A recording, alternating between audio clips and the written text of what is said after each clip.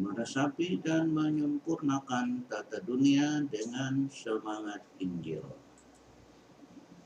Hari Sabtu, pekan ke-25 masa biasa, tanggal 25 September tahun 2021. Saudara-saudariku yang terkasih di dalam Allah Tritunggal, di dalam nama Bapa dan Putra dan Roh Kudus, amin dan salam. Selamat bergabung kembali dalam serinya, serial Renungan Harian bertema panggilan untuk meresapi dan menyempurnakan tata dunia dengan semangat Injil. Sepanjang bulan Kitab Suci Nasional September 2021 ini, kita diundang untuk merenungkan tema tentang Yesus sahabat seperjalanan kita, sekaligus diundang juga untuk melakukan apa yang pernah dilakukan Yesus bagi orang-orang yang hidup sejaman dengannya. Masuk ke hari ke-25 bulan Kitab Suci Nasional hari ini, Sabtu pekan ke-25 tahun liturgi B1, bacaan dari firman Tuhan menghadirkan Allah dengan aneka gelar yang masing-masingnya mewakili satu perbuatan besar dari Allah. Gelar-gelar Allah tersebut antara lain adalah pelindung Yerusalem, sekaligus sebagai kemuliaan bagi kota suci tersebut. Zakaria bab 2 ayat 4-5. Selanjutnya, Tuhan Allah juga dihadirkan sebagai gembala Israel dan sebagai pembebas dan penebus Yakub,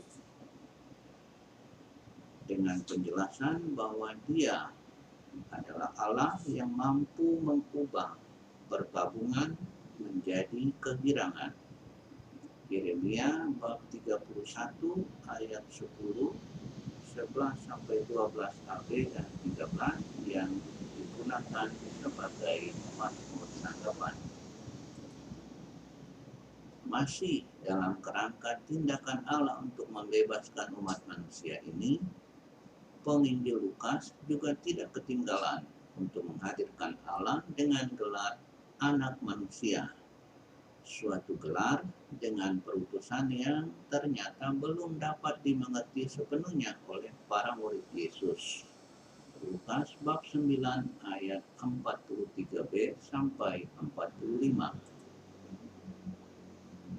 Dalam serial renungan harian tentang panggilan untuk meresapi dan menyempurnakan tata dunia dengan semangat Injil, episode yang ke-40 pada hari ini, kita akan melihat ke arah mana gelar-gelar yang diberikan kepada Allah tersebut tertuju, dan bagaimana seharusnya tanggapan manusia, tanggapan saudara dan saya terhadap berbagai tindakan Allah di balik setiap gelar tersebut.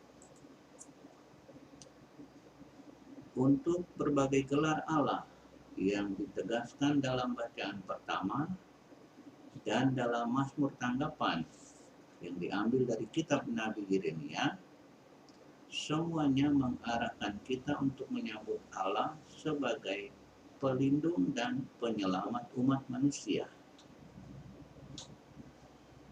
Menyikapi berbagai tindakan penyelamatan Allah ini, sikap yang tepat dari manusia adalah membuka hati dan memberikan diri untuk diselamatkan oleh Allah, dan bersyukur serta bersorak-sorai atas berbagai wujud kasih setia dari Tuhan Allah ini. Zakaria bab 2 ayat 10, Yeremia bab 31 ayat 11-12b. Gelar anak manusia disampaikan Yesus ketika Dia untuk kedua kalinya memberitahu para murid bahwa Dia akan diserahkan ke dalam tangan manusia. Lukas bab 9 ayat 44. Menyikapi pemberitahuan tentang penderitaan dan wafatnya, reaksi para murid adalah tidak mengerti tetapi enggan untuk menanyakannya kepada Yesus. Lukas bab 9 ayat 45. Dalam teks Injil yang lain, reaksi terhadap pemberitahuan tentang penderitaan Yesus ini muncul dalam bentuk penolakan sebagaimana yang dilakukan Petrus dalam pemberitahuan yang pertama tentang penderitaan Yesus ini. Matius bab 16 ayat 22.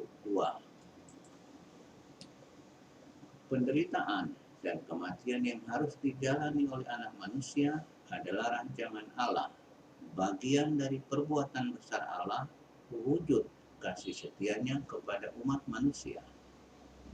Karena itu, penolakan terhadap penderitaan anak manusia ini sesungguhnya merupakan perbuatan melawan Allah dan kasih setianya. Karena itulah, kita memahami mengapa Petrus ditegur dengan keras oleh Yesus sebagai kolaborator iblis. Matius bab 16 ayat 22. Demikian, seseorang yang siap untuk meresapi dan menyempurnakan tata dunia dengan semangat Injil, pertama-tama harus menjadikan Yesus sebagai sahabat seperjalanannya, termasuk juga bersiap untuk menghadapi berbagai bentuk salib dan penderitaan seperti yang pernah dialami oleh Yesus Kristus, Sang Anak Manusia dalam Injil kita hari ini. Tugas perutusan untuk meresapi dan menyempurnakan tata dunia dengan semangat Injil bukanlah tugas personal kita, melainkan tugas perutusan kita bersama Yesus di dalam dan melalui tubuhnya, yaitu gereja. Tepatnya, kita mengambil bagian dalam tugas perutusannya anak manusia ini yang datang supaya manusia mempunyai hidup dan hidup yang berkelimpahan. Bandingkan Yohanes bab 10 ayat 10b. Prinsip yang kita temukan di sini ialah untuk memenangkan hidup bagi kita, anak manusia, sesuai rancangan Allah, harus memberikan hidupnya sendiri. Oleh karena merupakan tugas perutusan kita bersama Yesus di dalam dan melalui tubuhnya, yaitu gereja, maka hubungan kita dengan Yesus, anak manusia ini, harus jelas dulu dan tanpa masalah. Pengaruh yang membuat kita menolak penderitaan dan wafat Yesus harus dilepaskan lebih dahulu dari diri kita. Matius bab 16 ayat 22 sampai 23. Melalui hidup kita di dalam dan bersama Yesus inilah kita dapat mengikuti Dia untuk memenangkan hidup bagi tata dunia dan orang-orang yang berada di dalamnya. Dan mari kita lakukan tugas ini. Mari kita memulainya bersama Yesus. Mari kita meneruskannya dengan tinggal tetap bersama Dia, supaya pada akhirnya kita dapat menyelesaikan tugas perutusan ini juga bersama dengan Yesus. Diberkatilah orang-orang yang senantiasa mengandalkan Tuhan. Amin dan Shalom.